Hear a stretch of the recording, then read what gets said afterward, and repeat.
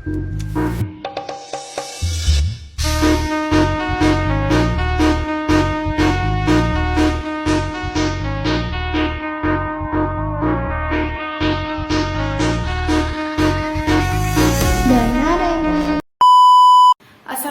warahmatullahi wabarakatuh.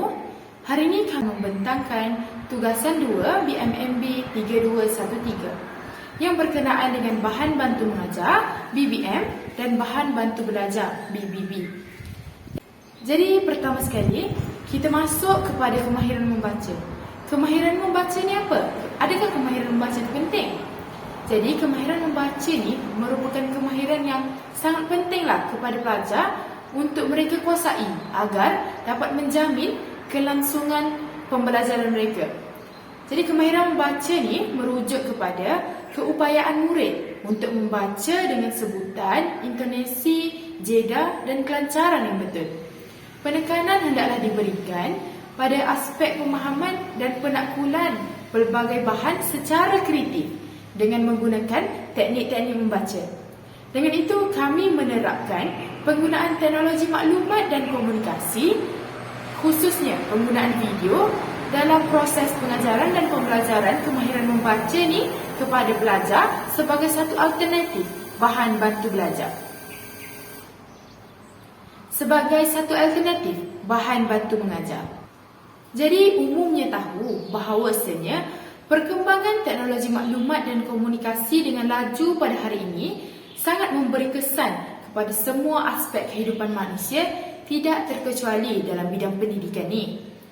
Jadi, menurut Nurul Izzati 2012, penggunaan media dalam proses pendidikan ni akan menambah proses pemahaman pelajar dengan lebih mendalam dan menjadikan aktiviti pembelajaran tu lebih menarik. Penggunaan video ni banyak membantu pendidik untuk memudahkan aktiviti pengajaran di samping menjadikan pelajar itu lebih seronok untuk belajar. Selain itu, penggunaan video ini juga mampu mempelbagaikan kemahiran pengajaran guru dalam usaha memberi motivasi sekaligus menjadikan proses PDP itu lebih menariklah. Apabila proses tersebut berjalan dengan lancar, perkara ini membuatkan murid tidak akan mudah berasa bosan sewaktu proses pembelajaran dan pengajaran di dalam kelas. Jadi di sini terdapat satu contoh video yang boleh digunakan sewaktu proses PDP berlangsung di dalam kelas. Video ini berkaitan dengan pembelajaran huruf vokal yang seiring dengan DSKP tahun 1, 2.1.1 yang menekankan pembacaan dengan sebutan yang betul. Oleh itu, antara kelebihan yang dapat kita lihat melalui penggunaan video tersebut termasuklah ia mampu merangsang pelbagai daya murid. Perkara ini dikatakan demikian kerana video ini merupakan satu media dinamik hasil daripada jalinan pelbagai media seperti audio, grafik dan sebagainya. Perkara ini secara tidak langsung mampu meningkatkan lagi keberkesanan proses penyampaian sesuatu maklumat kerana video ini bersifat dinamik dan mampu merangsang pelbagai deria seperti pendengaran dan penglihatan secara serentak. Selain itu, penggunaan video ini dapat memudahkan proses pengulangan sesuatu pengajaran lah. Sebagai contoh, pengulangan berkaitan bunyi, huruf vokal dan konsonan boleh dipaparkan berulang kali selagi murid itu tidak mampu menyebut dengan betul dan memahami perkara tersebut. Seterusnya, penggunaan video dapat meningkatkan lagi proses keberkesanan dalam PDP seperti saya cakap tadi lah. Seterusnya, video ini juga dapat menyampaikan maklumat dengan lebih realistik dan perkara ini mampu memberikan imajinasi kepada pelajar tentang perkara tersebutlah. Dan akhir sekali, penggunaan video ini mampu mengubah emosi dan sikap pelajar tersebut sewaktu proses PDP berlangsung di dalam kelas. Sekian sahaja dari saya. Seterusnya, saya serahkan pembentangan ini kepada Khairunisa untuk melanjutkan pembentangan. Baiklah, terima kasih Sarah atas penerangan tentang bahan bantu mengajar sebentar tadi. Dalam proses pengajaran dan pembelajaran yang berkesan, kepelbagaian bahan bantu belajar perlu digunakan untuk murid bagi menjamin pengajaran dan hasil pembelajaran yang maksimum sekaligus menarik minat murid untuk mempelajari bahasa Melayu yang menjadi mata pelajaran wajib di sekolah. Oleh itu, antara aplikasi yang digunakan bagi membuat bahan bantu belajar ini ialah WordWall. Aplikasi WordWall merupakan sebuah perisian yang menarik dan mesra pengguna. Mudah dikenali untuk kegunaan guru atau para murid dalam membantu meningkatkan minat belajar serta menyukai proses pembelajaran tersebut. Perisian atau aplikasi ini hampir keseluruhan fungsi disediakan secara percuma. Aplikasi ini secara tidak langsung digunakan bagi membantu murid untuk menguasai kemahiran membaca, terutama dalam aspek suku kata seperti yang terdapat dalam ESKP tahun 1, 2.11 yang menekankan dengan pembacaan dengan sebutan yang betul. Permainan yang telah dibuat dalam aplikasi WordWall ini dinamakan Spin the Wheel. Berdasarkan permainan ini, murid perlu tekan pada butang spin, kemudian soalan-soalan yang terdapat dalam permainan tersebut akan berputar. Selepas itu, apabila putaran tersebut berhenti, murid perlu menjawab soalan yang telah dikemukakan. Murid perlu memilih pasangan suku kata yang betul berdasarkan gambar yang telah ditunjukkan pada soalan. Oleh itu, murid perlu menggunakan kemahiran membaca sebelum menjawab soalan tersebut.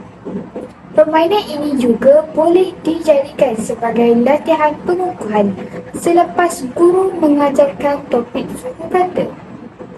Dalam permainan ini tidak menetapkan tempoh masa untuk menjawab.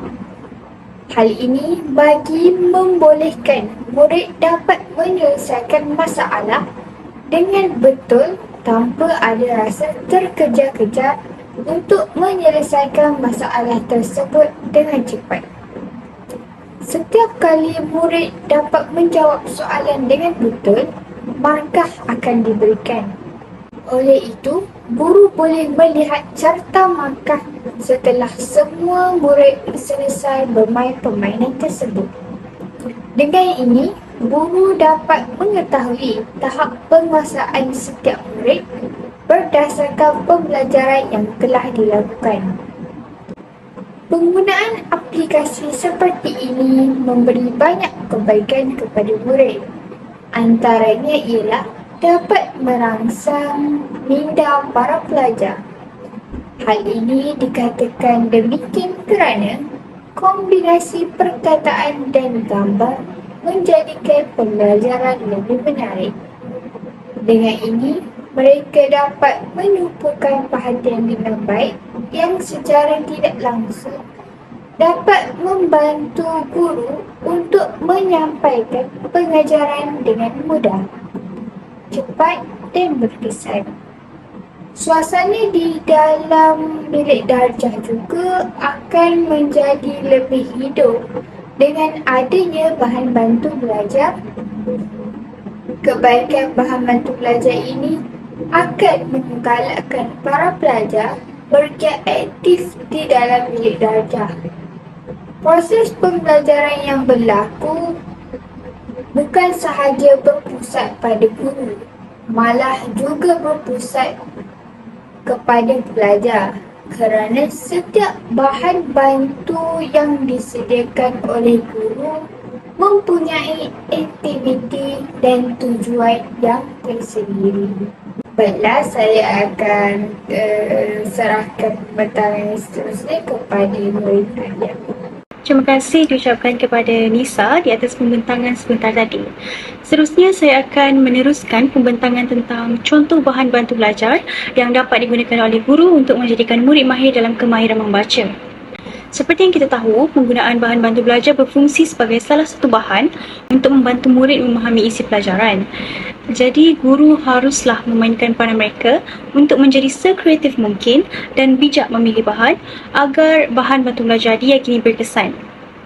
Selain itu, bahan bantu belajar yang disediakan juga haruslah bersesuaian dengan aktiviti pengajaran dan pembelajaran, manakala isi kandungan haruslah tepat dan berkait rapat dengan topik yang hendak diajar. Misalnya, jika pada hari tersebut, guru hendak mengajar perkataan, maka bahan bantu belajar yang disediakan haruslah berkisar tentang perkataan agar proses pembelajaran murid pada hari tersebut akan menjadi lebih berkesan dan bermakna. Dengan itu, satu aplikasi yang sesuai telah saya pilih untuk mencipta bahan bantu belajar ialah aplikasi Genially. Aplikasi ini dikatakan dapat membantu para murid untuk memahami isi pengajaran kerana aplikasi ini mempunyai kuis interaktif. Melalui aplikasi ini, murid akan menjadi seronok untuk belajar kerana proses pembelajaran tidak hanya menggunakan kaedah chalk and talk. Selain itu, guru juga boleh mengaplikasikan penubuhan di dalam penukuhan positif di dalam kuis tersebut. Misalnya, apabila murid menjawab kuis itu dengan betul, paparan pandainya anak murid cikgu akan keluar pada skrin. Jadi secara tidak langsung, murid akan menjadi lebih bersemangat untuk menjawab soalan yang telah disediakan. Jadi aplikasi ini bukan sahaja hanya tertumpu kepada kuis, namun guru juga boleh menggunakan aplikasi ini untuk melakukan pembentangan, membuat sedikit gamifikasi dan lain-lain lagi. Baiklah, pasti anda tertanya-tanya bagaimana aplikasi ini dapat membantu kemahiran pelajar, kemahiran membaca para pelajar. Baiklah, saya berikan contoh. Contohnya, jika topik pengajaran pada hari itu berkisarkan tentang perkataan. Jadi, murid dapat melatih kemahiran membaca mereka dengan menyebut perkataan yang mudah terlebih dahulu sebelum belajar perkataan yang lebih panjang dan kompleks. Sebagai contoh, guru memperkenalkan kepada murid perkataan yang asas terlebih dahulu, iaitu berkisarkan tentang objek-objek di sekeliling mereka. Jadi, hal ini dapat membantu murid memahami makna perkataan tersebut dengan mudah dan dapat membantu murid mengingat perkataan tersebut kerana mereka dapat melihat secara langsung makna perkataan tersebut dan objek yang disebut kerana objek-objek yang diajar adalah berada di sekitar mereka sahaja. Setelah murid belajar tentang perkataan-perkataan tersebut, guru boleh menggunakan kuis daripada aplikasi Genially untuk membuat penilaian terhadap kefahaman murid. Contoh kuis yang diberikan adalah sebuah gambar dan murid haruslah memilih beberapa perkataan yang sesuai dengan gambar yang dipaparkan. Misalnya, gambar penyapu diberikan dan juga beberapa jawapan disediakan untuk mengelirukan murid. Jadi, murid haruslah memilih perkataan dengan betul. Jika betul, maka pengajaran pada hari itu dianggap berkesan. Dan jika salah pula, guru boleh membaiki kesalahan murid itu. Kaedah ini boleh dilakukan secara berulang-ulang agar murid menjadi lebih faham. Secara tidak langsung, pembelajaran yang berulang-ulang sudah pasti akan membantu murid untuk cekap dalam kemahiran membaca perkataan dengan lebih cepat.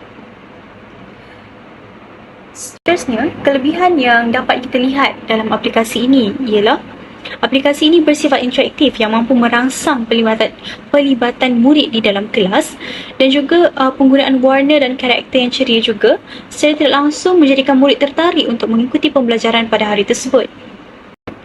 Kesimpulannya, bahan bantu belajar dan alat bantu mengajar yang digunakan dalam proses PDP di dalam kelas haruslah bertepatan dengan topik yang hendak diajar dan juga sesuai untuk tahap pemikiran seorang murid. Jadi, dengan adanya bahan bantu belajar dan alat bantu mengajar yang sesuai dengan tahap pemikiran murid, murid dapat mengikuti proses pengajaran dan pembelajaran pada hari itu dengan baik. Jadi, itu sahaja daripada kami bertiga, iaitu dari saudara Maisara, saudari Khairunisa dan juga saudari Nurin Alia, iaitu saya sendiri.